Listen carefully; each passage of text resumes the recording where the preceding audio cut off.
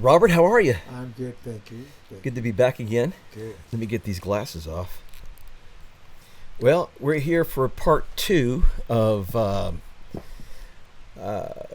it's going to be a part two about seniors and the health of seniors, nutrition, and we're gonna. I'm here again with Robert Small. We're nestled here in the beautiful North Georgia mountains. You can hear the waterfall in the background. It's just a beautiful day, beautiful spring day. And we're going to discuss part two of nutrition for seniors with Mr. Robert Small. Robert, it's good to see you, buddy, Thank as always.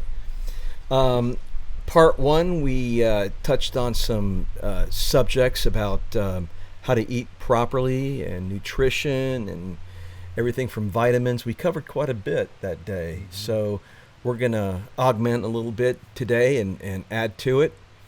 Who knows where this is going? It's probably going to be very interesting because Robert's an interesting guy and he knows quite a bit about nutrition and how to stay active as a senior.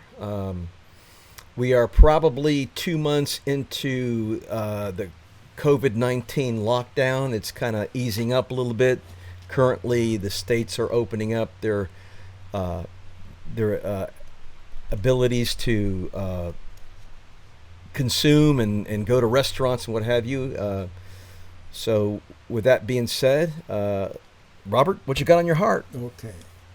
Um, I've been studying nutrition, mostly from kind of like a scientific, but also from a philosophical standpoint. Um, I've always enjoyed good health. I've always been outside ever since a kid. And I'm a landscaper by trade, so I'm always outside working. And I'm still working. I'm crowding 80. I'll be 80 a year from now. But That's amazing. You're going to be well, 80 years old, buddy. yeah, but it does pay off. Really, it does. To be disciplined to a certain point and pay attention to what you eat is for your health. But I want to quickly say, upon the heels of that you can also enjoy your food and more wonderfully than you've ever thought you could by eating healthy. Some people think that health food, is boring or whatever, but it's absolutely not. You simply get closer to the true flavors and aromas that God meant for it in the beginning. The closer you become to the natural state of things, the better it feeds your soul, not just your appetite, but it feeds your whole body and your mind. It's a wonderful experience when you're on the right track and you're eating right. And it takes a little bit of knowledge to do that.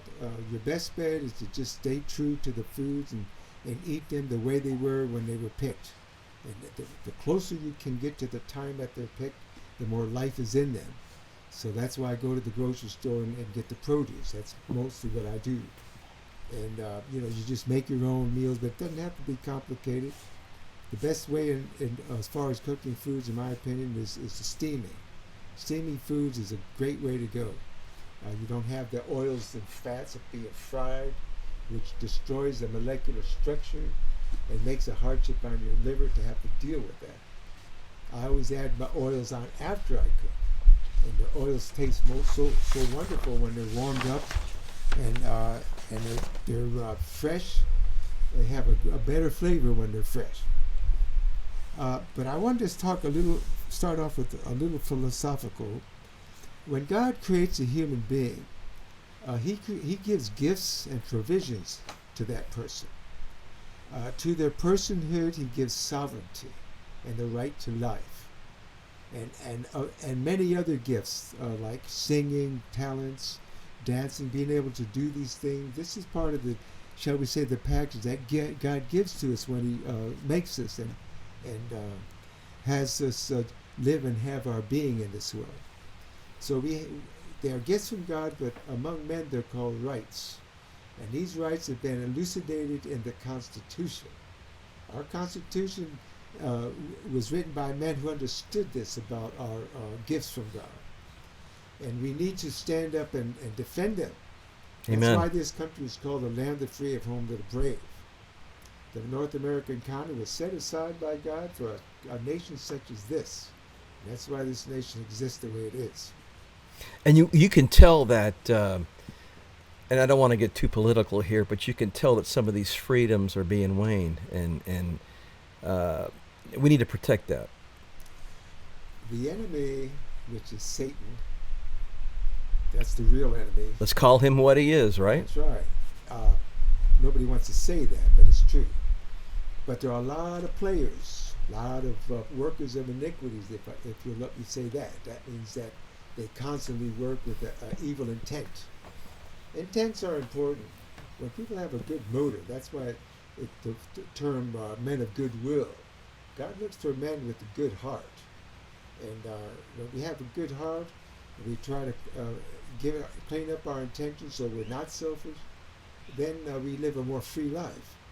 And the ultimate life is to be free from what we call sin, which means to go outside of God's desires and wills and love for us. And this is all disappropriate language, because we're coming to a showdown in our country. Who are we going to trust for our provisions? Are we going to trust God for all the things He's given to us? Are we going to honor God? Or are we going to strictly stay with what men can do? You know, the provisions and the systems of men. So this is a big showdown. What's happening now? Coronavirus. The viruses have always been on the earth since time began. I really believe, as I think more about it, that these things have become more and more virulent over time because of what man has done. I understand that there's a lot of talk about the coronavirus is actually a result of biological warfare. And if this is true, then this is why these things get worse and worse, because of the hand of man. Before the fall, all these things had a reason for being. For instance, we know that there's such thing as friendly bacteria. And if you will take time out and pay attention, try to get your probiotic, what that does is it accumulates a certain amount of these entities in your system that help you digest and help to produce other things like B vitamins. But the main thing, though, is that they're like shock troops, and they absorb the invasion of certain really dangerous, perhaps man-made viruses, and they take that shock and they fight back because they compete. There's always a competition in your gut with probiotics and antibiotics. And let me just say and ask you a question, because it seems like there's a domino effect that's going on here. You've got the immune system that's weakened. You've got these viruses that are increasing in potensity. So it's almost like we're in this place where these viruses are getting more potent, yet our immune systems are getting weaker. Can you elaborate a little bit on that? And also, question number 2 would be, there's so much fast food diet out there that's high in fats, not very nutrition. I am one that enjoys my my burger and fries every now and then, but too much of that can lead to your demise, pretty much, right? I mean, clog arteries and what have you. There was a person that did a kind of an experiment. They ate. The idea was to eat at a fast food restaurant all their food for 30 days, and they didn't make it. They just had to quit because they were getting so sick. Well, one of the keys of this is they found out a long time ago that the fragrance of the food is actually more important than the taste. So when you open that bag and you smell all that aroma, you know, that's very invigorating to your appetite. But the problem with it is most of it is fried, and this is simply out of the question. You can't live on it. Like you said, once in a while, you know what I mean, you enjoy that. In the deep south where we're at, in the old days, people used to look forward to a nice cake at Christmas, like a coconut cake. That was a big deal to people. But they had it just once in a while. But now people have cake all the time, and this is where the problem is. It's too much. So the idea is to try to calm down your appetite and try to be more steady. One of the ways to break that syndrome is to take a fast. Now, a fast doesn't have to be a big deal. It doesn't have to. You just skip a meal or 2 or even 3, you know, and so you break that syndrome of always eating, let's say. And then you take time out and analyze what you really want and what's good and all that. Like I said in our first part, about the idea of the intellectual appetite. You use your intellect to understand what's good by checking it out, reading about it, seeing what it's composed of, and if you come to the conclusion that this would be good for you, then you build up an appetite for that. There's kind of like a biological effect that once you eat something and you like it, you usually end up having a craving for it. It's kind Right. of like a natural appetite thing. But see, if you make the choice in the beginning of the right thing, then that can be a good thing because then you'll enjoy good food. That's why some people are into health food and they enjoy it, and others can't quite get into it because they haven't given enough time, enough homework on what they really need. So there's got to be an effort on your part to find out what you personally want.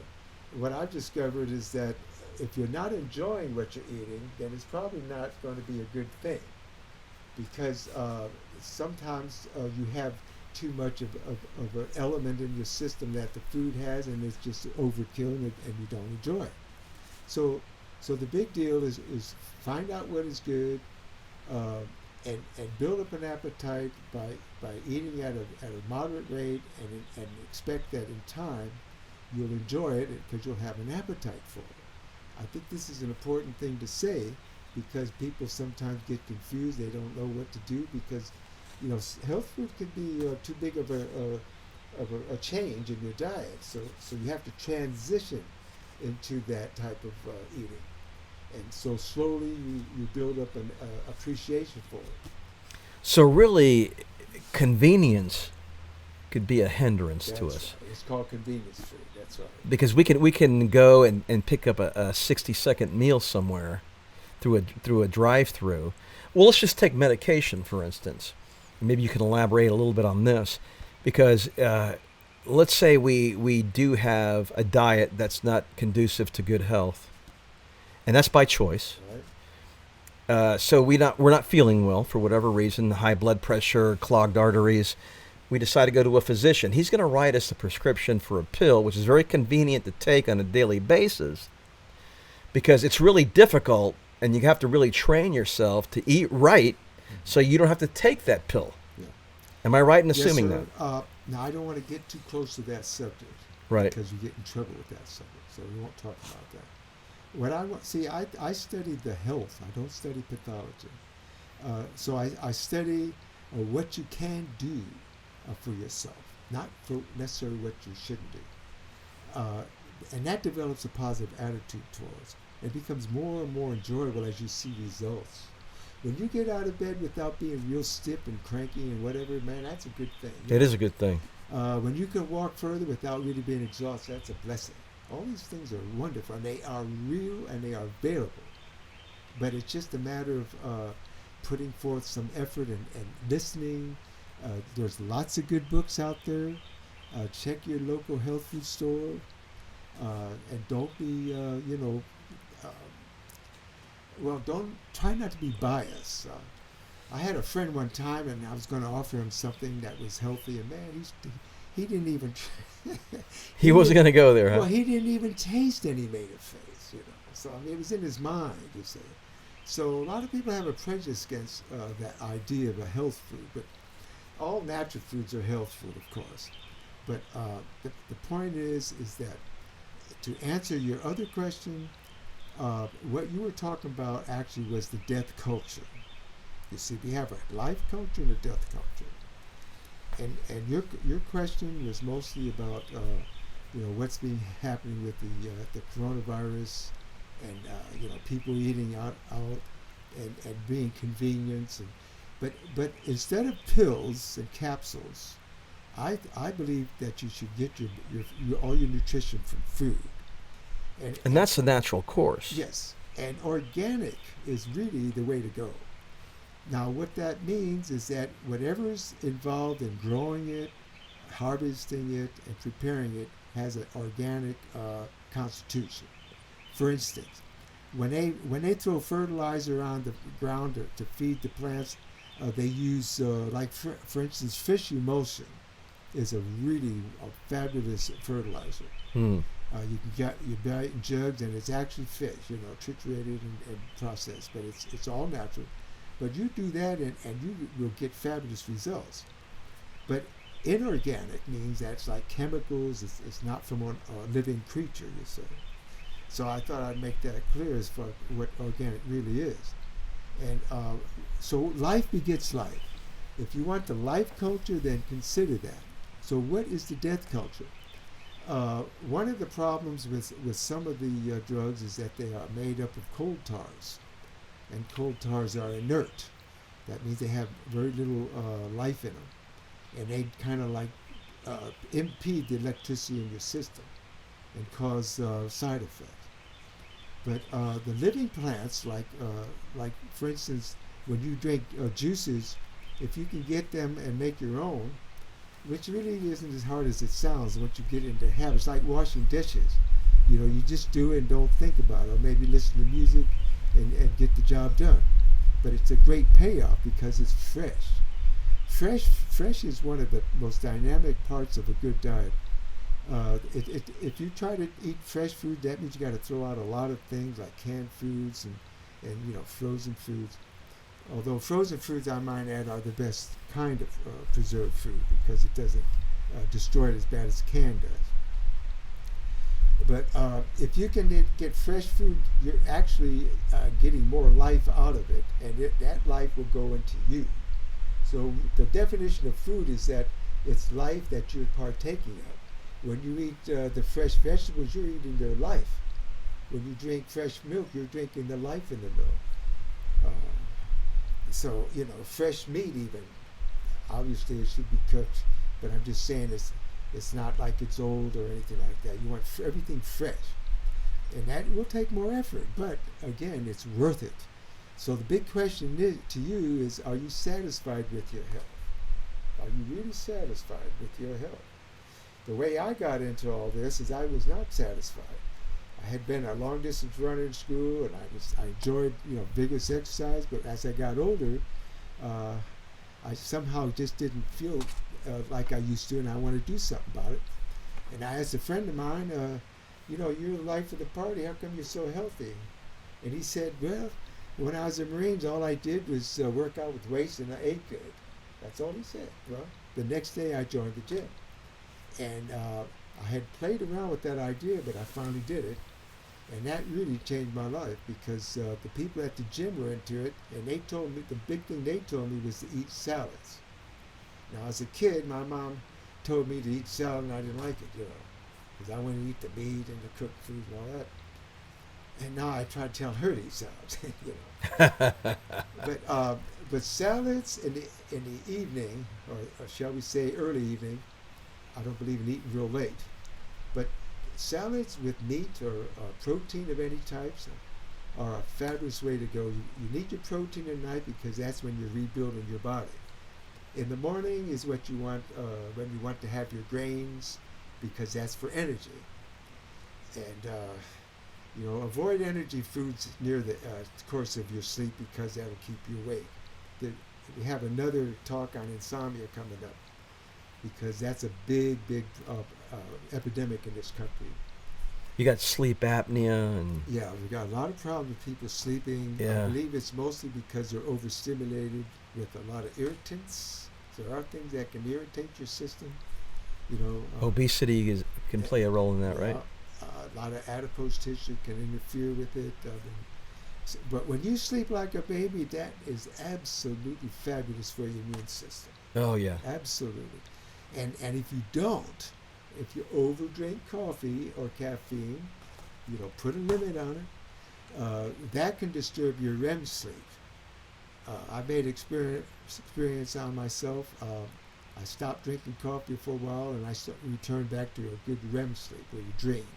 I started dreaming more. So it's really worth the effort to be able to sleep really good and come up in the morning feeling great. That's a fabulous. And the money can't buy that. No, it can't. But it can't. And we're so used to we're so gung-ho every day, and even as seniors, we've got so much on our mind these days that it's very hard to get a good night's sleep.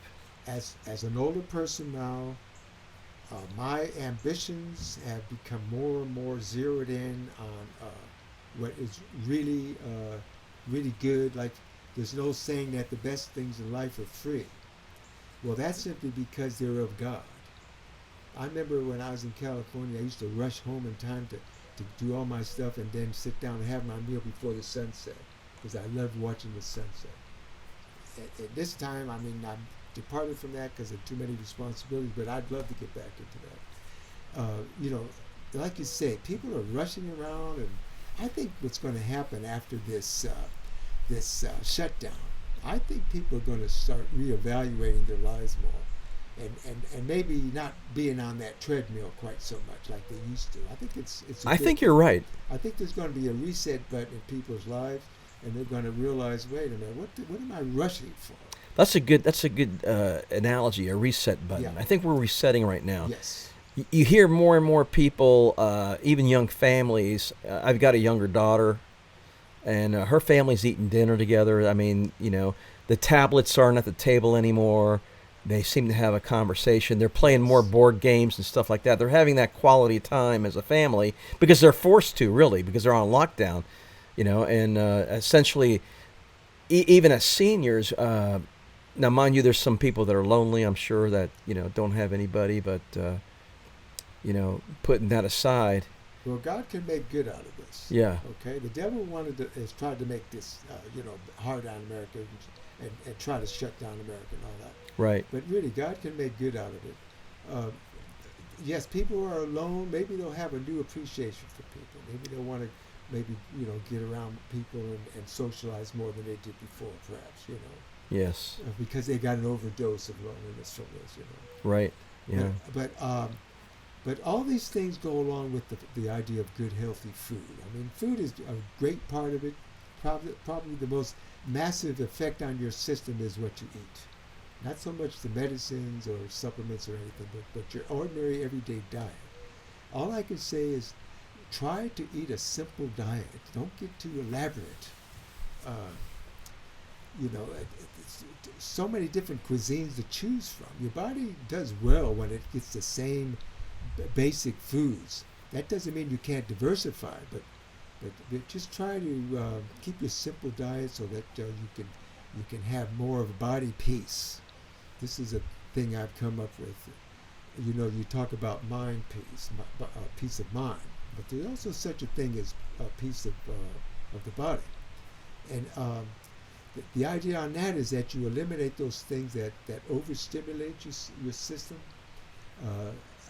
The life goals, you know what I mean? That has a tendency to cause you to be overly aggressive and go beyond yourself. There is such a thing, medicinally talking, referring to the idea of organ reserve. There's actually such a thing. And what that means is you're designed by God in such a way that you cannot run yourself to death. You will faint before that. You can't go beyond what your organs can stand without dying. Mm-hmm. See, if you could, now horses can run themselves to death. In other words, they become so depleted they can't come back. That's what this is reserved for. You know about your liver can regrow itself. Right. Yeah, I've heard that. But see, that's part of the organ reserve.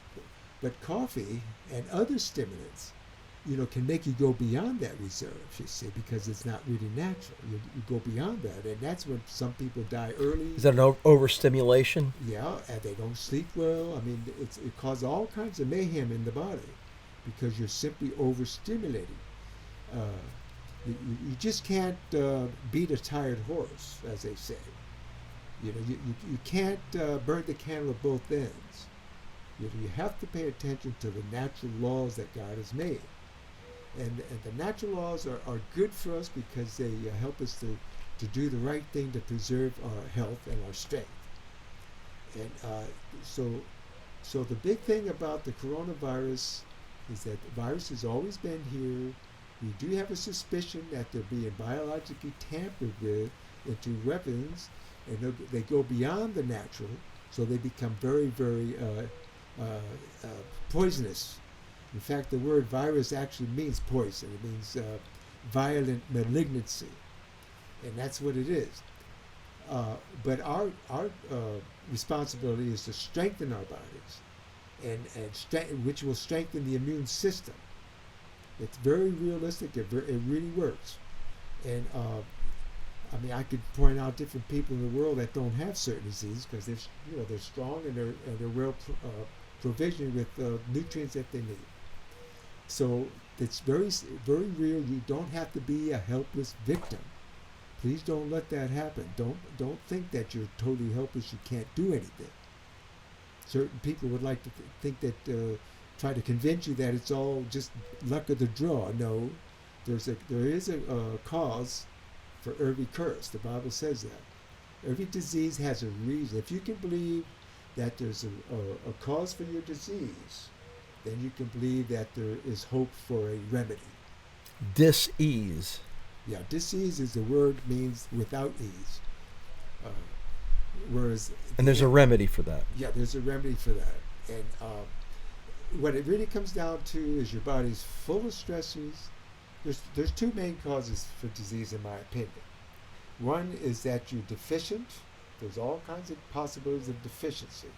Even water, you could be deficient in water. Being fully hydrated can overcome a lot of problems.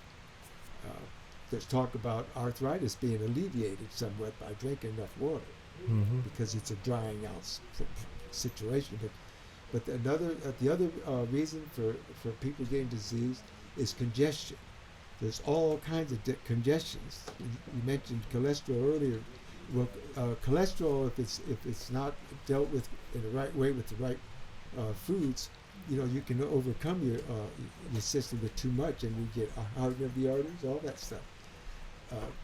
Cholesterol is good, but there's the idea is to understand what really causes it. It's more than just eating butter or something like it. Well, Robert, we got about 4 more minutes left, and we're gonna bring this to a conclusion on the nutrition for seniors and getting your immune system beefed up. What's your closing statements? How do you feel on bringing this to a conclusion? Okay. Seniors are at risk only because of life filled with poor choices, and so they accumulate diseases and problems. But the truth is that what's good for young people is good for old people. It's all the same.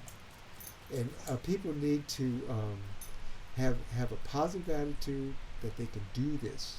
They can really, really, really do something for their health. This is the most important statement of all, that there really is hope. Don't consider yourself a hopeless victim. You are not helpless. Trust in God. As I said, go to the health food store. There's lots of good things to look at. There's lots of books that you can learn from. My people perish for want of knowledge. You've got to learn and know the truth. Excellent. Thank you. Thank you, Robert. Yes, sir.